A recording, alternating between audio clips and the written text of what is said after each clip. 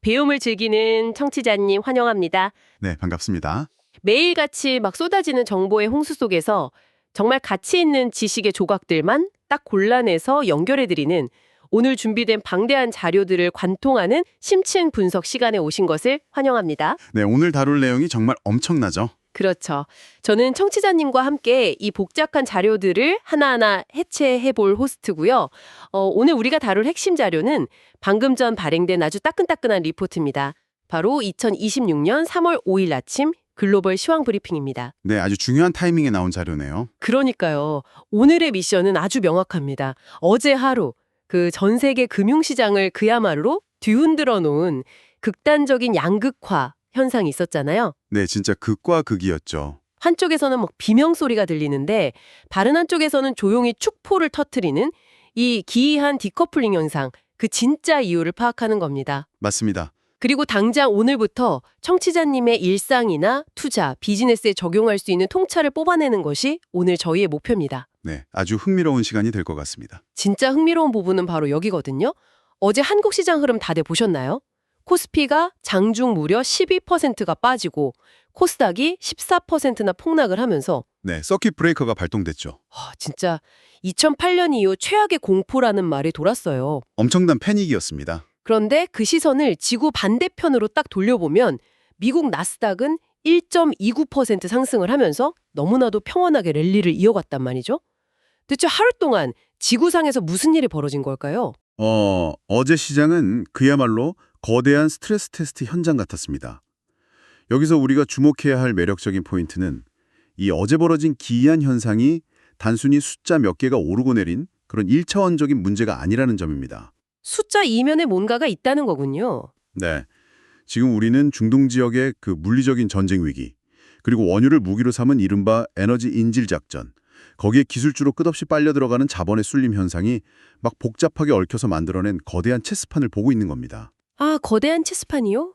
이 판의 룰을 이해하지 못하면 우리는 그냥 흔들리는 숫자에 휘둘릴 수밖에 없거든요. 오늘 이 심층 분석을 통해서 그 수면 아래에서 움직이는 자본의 진짜 의도를 낱낱이 해부해 보겠습니다. 좋습니다. 그럼 그 파랗게 질려버린 아시아, 특히 우리 한국 증시를 덮친 서킷 브레이커 이야기부터 시작해보죠. 네, 한번 짚고 넘어가야죠. 브리핑 자료 보면 진짜 기가 막힙니다. 종가만 보면 코스피가 5093.54, 코스닥이 978.44로 어제라 완벽하게 동일한 보합 마감을 기록했단 말이에요. 겉으로 보기엔 아무 일 없었던 것 같죠. 그니까요. 근데 장중 흐름을 뜯어보면 그야말로 지옥이었습니다. 지수가 장중 10% 넘게 빠진다는 건 개별 종목들은 거의 하한가 근처까지 갔다는 얘기거든요. 맞습니다. 오죽하면 시장 안정을 위해서 거래를 아예 강제로 멈춰버리는 서킷 브레이커가 양시장에 동시 발동이 됐겠어요. 언론 기사 헤드라인들도 살벌하더라고요. 대포 스토리 나면 사라, 뭐 이런 격언을 인용한 기사도 있었고. 포모개미들 한숨이라는 기사도 있었죠. 네네. 친구 말에 혹해서 예금 넣었는데 증시 폭락에 포모 개미들 한숨 이 한겨레 기사까지 시장 전체를 덮친 공포 심리가 아주 생생하게 전해졌습니다. 그런데 여기서 의문이 들어요. 어떤 의문이시죠? 전 세계가 다 같이 이 정도로 폭락한 게 아니잖아요. 유독 한국 증시가 이렇게까지 극단적인 롤러코스터를 탄 이유를 대체 어떻게 봐야 합니까? 한국 시장이 유독 심하게 흔들린 이유를 이해하려면 현재 한국 증시가 앓고 있는 그 구조적인 아킬레스건을 들여다봐야 합니다. 브리핑에서 짚어주는 핵심은 딱 세 가지입니다. 세 가지요? 첫째는 모두가 아는 그 중동 육아 이슈에 대한 극단적 취약성입니다. 근데 이게 단순히 기름값이 오르면 수입 물가가 오른다, 뭐 이 정도 수준의 이야기가 아니에요. 그럼요. 이번 이란의 움직임은 아주 의도적인 에너지 인질 작전의 성격을 띠고 있었거든요. 글로벌 공급망의 핵심을 아예 틀어주겠다는 위협인데 이게 에너지 비용이 마진의 핵심인 한국 수출 기업들한테는 곧바로 실적 쇼크라는 아주 직관적인 공포로 다가온 겁니다. 그러니까 그냥 막연하게 불안하다 이게 아니라 당장 다음 분기 재무제표가 박살날 수 있다는 아주 현실적인 계산이 작동했다는 거군요. 정확합니다. 그럼 두 번째 이유는 뭡니까? 장중 12% 폭락이라는 건 누군가 진짜 묻지마 매도를 던졌다는 건데요. 그게 바로 두 번째 핵심인 투자 포지션의 극단적인 쏠림 현상입니다. 최근 한국 증시를 막 끌어올렸던 게 반도체랑 바이오 같은 소수의 인기 종목들이었잖아요. 네, 다들 그쪽만 봤죠. 시가총액 상위 종목들에 자금이 너무 과도하게 몰려 있었던 거예요. 근데 위기감이 고조되니까 이 수익을 지키거나 손실을 줄이려는 방대한 자금들이 아주 좁은 비상구로 한꺼번에 막 몰려든 겁니다. 아, 먼저 빠져나가려고. 네, 거기에 알고리즘 매매까지 겹치면서 연쇄적인 패닉셀링이 빵 터져 나온 거죠. 무섭네요, 진짜. 그럼 세 번째는요? 세 번째가 어떻게 보면 가장 뼈아픈 대목인데 과거랑 다르게 미국 증시와의 연계성이 눈에 띄게 낮아졌다는 점입니다. 디커플링 말씀이시군요. 맞아요. 예전 같으면 미국 증시가 버텨주면 우리도 하방 경직성이 생긴다 이런 일종의 믿음이 있었거든요. 근데 이번에는 한국 시장만의 독자적인 위험 회피 심리가 작동을 해버렸습니다. 미국 증시 방어력 무관하게 그냥 외국인이랑 기관이 한국 시장 고유 리스크를 먼저 덜어내려고 한 거죠. 아, 그래서 2008년 금융위기 이후 최대 공포라는 표현이 나온 거군요. 이게 글로벌 컨텍스트랑 쫙 비교를 해보면 한국 시장 변동성이 얼마나 유례없는 수준이었는지 확 와닿아요. 네, 다른 나라들은 좀 달랐죠. 네, 리포트 보니까 유럽의 닥스 지수나 일본 니케이 지수도 하락하긴 했는데 그냥 대략 마이너스 0.98% 정도로 1% 언저리 약세에 그쳤거든요. 그 정도면 양호하죠. 심지어 중국 상하이 종합지수는 0.45% 상승을 했고 호주 지수도 0.52% 정도 소폭 올랐단 말이에요. 호주 같은 경우는 자원 수출국이니까 오히려 유가 오르는 게 호재로 작용해서 방어를 했다고 볼 수 있겠죠. 방금 호주 시장 언급하신 부분이 진짜 예리하신데요. 글로벌 자본은 절대 감정적으로 움직이지 않거든요. 철저하게 구조적 특성을 계산합니다. 계산을 한다. 네, 한국은 에너지 수입국이면서 동시에 특정 기술주에 과도하게 의존하고 있다는 이번 중동발 충격에 진짜 가장 취약한 조합을 가지고 있었기 때문에 그 충격파를 온몸으로 다 받아낸 셈입니다. 자, 그럼 이쯤에서 시선을 미국으로 한번 돌려보죠. 저는 브리핑 자료 읽다가 이 부분에서 약간 소름이 돋았거든요. 어떤 부분이죠? 아시아 시장이 그렇게 피를 흘리고 유럽이 숨을 죽이고 있을 때 미국 나스닥은 무려 1.29%가 상승하면서 22만 8,007.48포인트로 아주 평온하게 랠리를 즐겼습니다. 네, 정말 기이한 현상이었죠. 뉴스 헤드라인도 전쟁 중에도 뉴욕 증시는 올랐다 이랬어요. 엔비디아나 마이크론, 테슬라 같은 기술주, 클라우드, 전기차 이런 종목들이 아주 가볍게 뛰어올랐단 말이에요. 아니 미국 시장은 무슨 외부 충격을 다 튕겨내는 테플론 코팅이라도 입힌 겁니까? 겉보기에는 혼란 속의 평온 아니면 약간 미국 예외주의처럼 보일 수도 있습니다. 하지만 그 수면 아래에는 시장의 공포를 아주 극적으로 통제한 중요한 뉴스 플로우가 하나 있었습니다. 그게 뭔가요? 뉴욕타임스에서 보도한 내용인데 이란과 미국 간의 전쟁 종식을 위한 비밀 접촉 소식이 결정적이었습니다. 아, 비밀 접촉이요? 네, 시장이 가장 두려워하는 건 결국 불확실성이거든요. 통제 불가능한 전면전 같은 거요. 그런데 그 최악의 시나리오를 피할 수 있다는 시그널이 딱 나오니까 며칠 동안 수직 상승하던 유가가 잠시 숨고르기에 들어갔고 얼어붙었던 투자 심리가 빠르게 녹아내린 거죠. 전쟁을 막기 위한 마쿠의 비밀 접촉이요. 알고리즘 트레이딩이나 기관 투자자들 입장에서는 전면전 회피 이 키워드 하나만으로도 당장 매수 버튼 누를 명분이 충분했겠네요. 네, 맞습니다. 근데 이걸 더 큰 그림과 연결해보면 완전히 다른 이야기가 펼쳐집니다. 나스닥이 올랐다고 해서 미국 경제 전체가 다 좋았던 게 아니에요. 그런가요? 리포트에 나온 다른 지수들 흐름을 자세히 보시죠. 나스닥이 오를 동안 미국 경제 전반을 보여주는 S&P 500은 6,816.63, 전통산업 중심 다우존스는 48,589.77였습니다. 수치가 높은데요? 근데 상승률이 어땠냐면 둘 다 등락 없이 플러스 0.00%, 말 그대로 완벽한 보합이었습니다. 잠깐만요. 완벽한 보합이요. 그 말은 미국 시장 전체가 상승을 한 게 아니라 돈이 철저하게 나스닥, 그것도 혁신 기술주라는 아주 좁은 섹터로만 막 몰려들었다는 뜻 아닙니까? 바로 그겁니다. 위기 상황에서 자본이 어디로 가겠습니까? 가장 확실한 미래, 그리고 대체 불가능한 독점적 기술력을 가진 곳으로 도피처를 찾는 거거든요. 아, 도피처. 네, 그게 현재로서는 미국의 AI, 클라우드, 반도체 기업들인 거죠. 브리핑에 등장하는 또 다른 놀라운 숫자가 이걸 증명해 줍니다. 어떤 숫자죠? 이런 극심한 글로벌 변동성 속에서도 기관 투자자들의 해외 외화 증권 베팅 규모가 무려 5,078억 달러에 달했습니다. 역대 최대치입니다. 와, 5,078억 달러요. 네, 우리 돈으로 환산하기도 벅차니 거대한 자본이 이런 지정학적 위기 앞에서도 멈춰 서기는커녕 오히려 기회를 찾아서 더 빠르고 거칠게 미국 기술주라는 피난처로 대이동을 하고 있는 겁니다. 전 세계가 막 포탄 소리에 파랗게 질려 있을 때 스마트머니는 이미 물리적 타격이 미치지 않는 사이버 공간의 기술주 혁신으로 피난을 가버렸다는 거네요. 와, 진짜 시장의 이면은 우리가 상상하는 것 이상으로 아주 기민하고 냉혹합니다. 네, 정말 무서울 정도죠. 자, 주식시장 이야기는 일단 여기까지 하고요. 이번에는 주식시장을 이렇게 흔들어 놓은 근원지, 바로 원자재, 환율, 금, 코인 등 섞여 있는 FICC 자산시장 흐름을 살펴보죠. 네, 이쪽도 만만치 않았습니다. 보통 이런 시장을 거시경제 지표주의로 묶어서 되게 중요하게 보잖아요. 여기도 진짜 공포와 탐욕이 엄청 팽팽하게 줄다리기를 하고 있더라고요. 당장 WTI 원유 가격만 해도 이란의 그 에너지 인질 발언 이후에 단 5일 만에 16%가 수직 상승하는 진짜 미친 궤적을 그렸어요. 롤러코스터 그 자체였죠.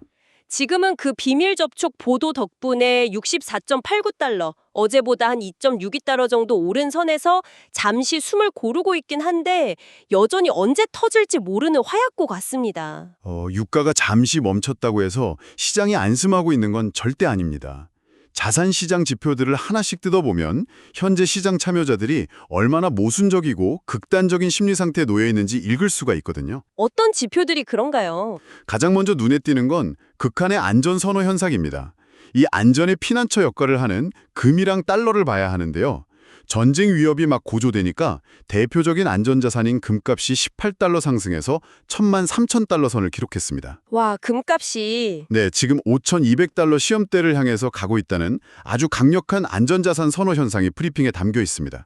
여기서 아주 흥미로운 디테일이 하나 나오는데 혹시 보셨나요? 그 한국 국내 시장에서 이른바 김치 프리미엄이라 불리던 금 ETF 간 수익률 역전 현상이 사라졌다는 그 뉴스 말씀이시죠? 네, 맞습니다.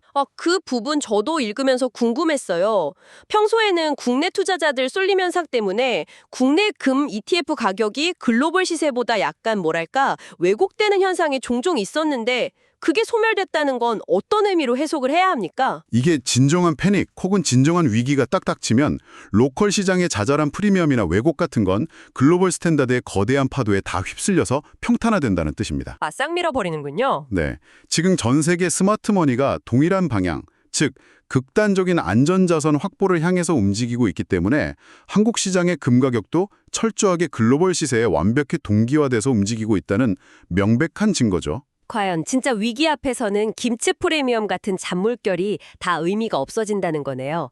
환율도 재밌습니다. 보통 위기가 오면 달러가 막 강세여야 하는데 원달러 환율은 달러 약세 영향으로 1,445원, 한 5.3원 정도 하락을 했어요. 시장이 참 교과서대로만 움직이진 않네요. 그렇죠. 시장은 늘 예상을 뛰어넘죠. 그런데 청취자님, 여기서 제가 브리핑 자료를 보다가 진짜 제 눈을 의심한 부분이 하나 있습니다. 비트코인 말씀이시죠? 네, 바로 비트코인입니다. 전 세계가 지금 전쟁 공포에 질려서 가장 안전한 금을 막 사 모으고 있는데 극단적인 위험 자산의 대명사인 비트코인 역시 엄청난 ETF 순유입에 힘입어서 10만 3천 달러 선까지 상승을 했다는 이 놀라운 사실.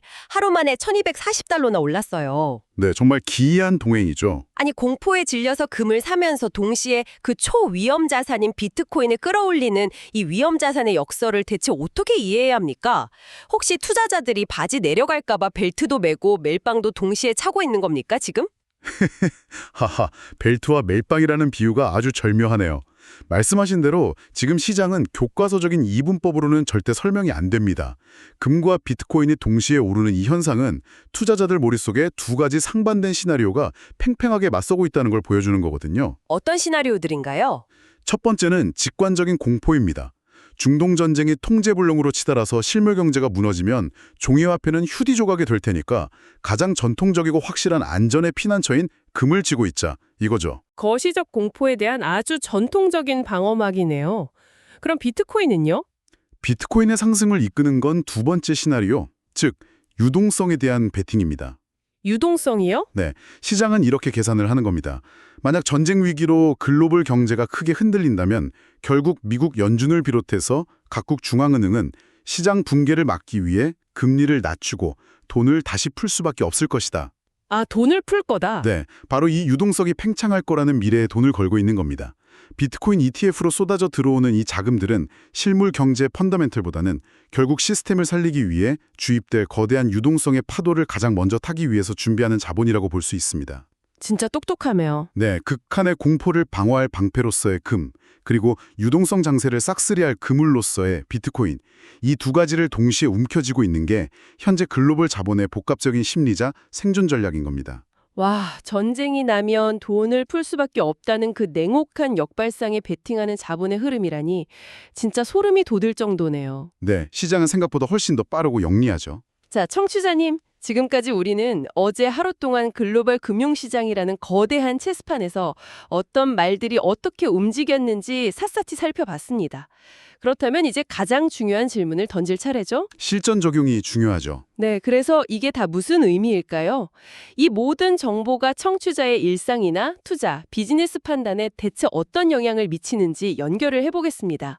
브리핑의 이번 주 핵심 경제 캘린더가 쫙 정리되어 있는데 중요한 것만 딱 걸러내서 브리핑을 좀 해드릴게요. 네, 핵심만 짚어보죠. 당장 오늘 3월 5일에 미국 ISM 비제조업 구매자 지수, 원유 재고, 신규 실업수당 청구 건수, 그리고 코스트코 실적 발표가 있습니다. 오늘 밤이 아주 중요합니다. 네, 내일 3월 6일에는 한국 소비자 물가지수 CPI 나오고요. 미국의 핵심 고용지표인 비농업 고용지수, 실업률, 시간당 임금이 줄대기 중입니다. 그리고 다음 주 10에서 11로 넘어가면 한국과 일본의 GDP 발표, 그리고 가장 중요한 미국의 2월 소비자 물가지수 CPI까지 아주 빼곡해요. 네, 일정이 정말 꽉 차 있네요. 네, 전문가님, 이 리포트 말미에 지침을 좀 종합해서 우리 청취자님들께 명확한 가이드를 좀 제공해 주시죠. 네, 브리핑에 나온 지침을 바탕으로 세 가지 명확한 액션 포인트를 짚어드리겠습니다. 첫째, 중동 유가 이슈가 단기에 안 끝나고 지속될 경우입니다. 이때는 금 같은 강력한 안전자산 비중을 확대하는 것을 적극적으로 고려하셔야 합니다. 아, 방패를 좀 챙겨라. 네, 둘째는 아까 말씀드린 그 미국 자본의 이동 추세입니다. 5천억 달러가 넘는 그 흐름이요. 나스닥 강세를 반영한 기술 및 클라우드 관련 ETF 쪽에 관심을 두시는 게 좋습니다. 위기 속에서도 자본이 도피하는 피난처 역할을 하고 있으니까요. 네, 트렌드에 순응하는 거군요. 맞습니다. 그리고 세 번째, 가장 당장의 대응인데요. 바로 오늘 밤입니다. 아까 제가 일정 읊어드린 오늘 밤 미국 지표들이요. 네, 오늘 밤 발표될 미국의 경제 지표들, 특히 ISM 비제조업 지수나 실업 관련 지표가 만약 부진하게 나온다면 이게 지정학적 리스크에 이어서 경기 침체 우려까지 더해지는 거거든요. 그럼 변동성이 다시 터질 수 있겠네요. 그렇죠.